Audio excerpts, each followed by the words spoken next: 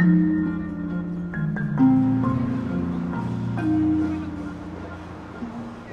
Nick Wilson, a documentary filmmaker. I'm here in Toronto at the International Film Festival, and I'm pretty excited because I'm about to get to interview Alex Gibney, one of my personal documentary gods and one of the most successful, prolific documentary filmmakers living today. He did Enron, The Smartest Guys in the Room, Gonzo, The Life Story of Hunter S. Thompson, and Taxi to the Dark Side, for which he won an Academy Award. His film this year is Client 9, The Rise and Fall of Elliot Spitzer, and I'm going to try to find out how he does what he does. The New York Times website identifies Governor Spitzer's mystery call girl as Ashley Alexandra Dupree. All over papers and television, she was called Spitzer's Girl. Known as Kristen at the Emperor's Club, Ashley Dupree was determined to take advantage of her sudden opportunity. Could you summarize it for me just briefly in your own words? It's the classic scandal of Elliot Spitzer, the sheriff of Wall Street, who was brought down in a prostitution scandal. But what I like about the film is everything that we think we know, we don't really know.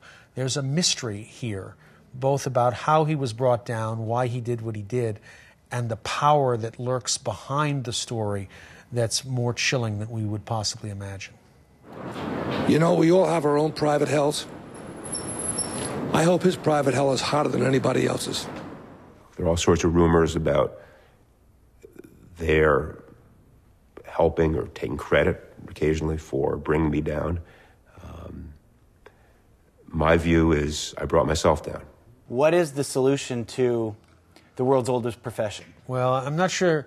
I mean, you know, I suppose you could simply say prostitution should probably be legalized. I don't think, but that doesn't really go to the heart of this story. I mean, this story is really, in some ways, about political blood sport and how people get brought down when they take on the rich and the powerful. And I'm not sure there's an easy solution to that, nor is there an easy solution to how men and women deal with infidelity, or how we as a society, you know, take our own politicians and turn them into the kind of vicarious characters through whom we live.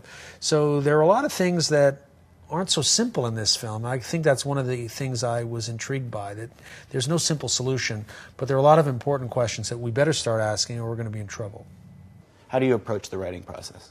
I write to picture.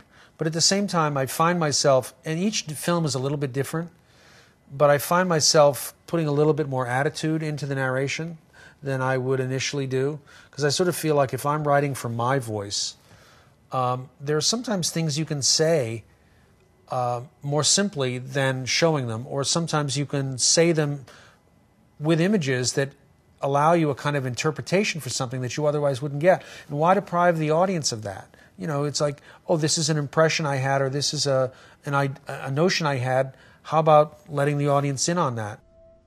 Did you learn something about your wife that you didn't expect in this, as a result of this experience?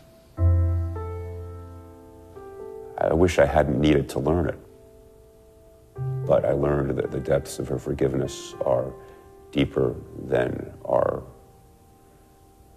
ever to be called for.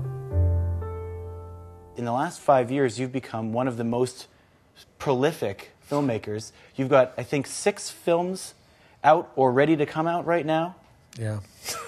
It's embarrassing. How do you keep your mind around which movie you're working on at any one time? Sometimes I don't. Sometimes I remember somebody called me to do an interview about a film, and I started going on and on and on about Gonzo. He said, you know, I'm sorry, Alex, but I actually called to ask you about Taxi to the Dark Side. I said, oh, I'm so sorry. We'll rewind. We'll go back. So, you know, look, I'm lucky. You know, I kind of feel like I'm playing musical chairs. There's a moment, it's, as you know, it's hard to make documentaries, and it's hard to get the money to make them. And I'm in a position now where I'm able to make them, and as long as they keep giving me the money to make them, you know, I'll keep running and running around until the music stops.